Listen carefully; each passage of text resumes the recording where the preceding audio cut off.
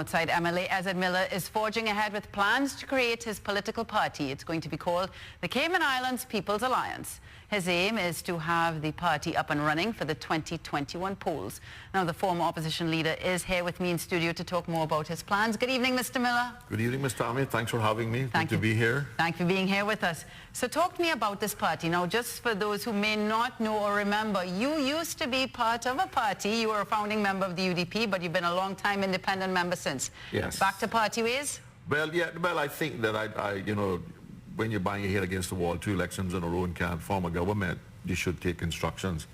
I was privileged to attend a wonderful church service by the Adventists on Friday night, the 125th year, and the preachers talked about the 3 phases in life: past, present, and future. The past is the past. It can be instructive, but you got to deal with the present.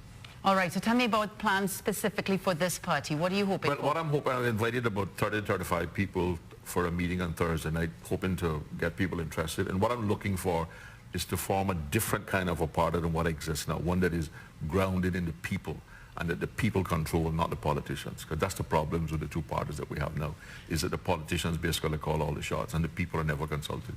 The interesting thing I should say about it is that, you know, party politics in Cayman aren't necessarily drawn along ideologies, right? No. It's more about personalities, let's be honest. Yes. Or the people that we have here. Right, what are you hoping for? My mantra has always been, as you know, in many of your shows where you have talked about participatory democracy. I really believe that the people who I am privileged to represent have an inherent right to be part of a decision I make on their behalf. And what I'm trying to set up is a political party that allows the people to participate in the decision making for the country. So until the next election, when you'll be having your party together, in the meantime, you are going to be an independent member sitting in the southeast corner of the Legislative Assembly. Yes. How do you plan on working with the opposition right now? You've just stepped down as leader. It now has a new leader, Mr. Arden McLean. How do you envisage that relationship? And I wish them well. That relationship is over. I don't expect to participate in much that they do.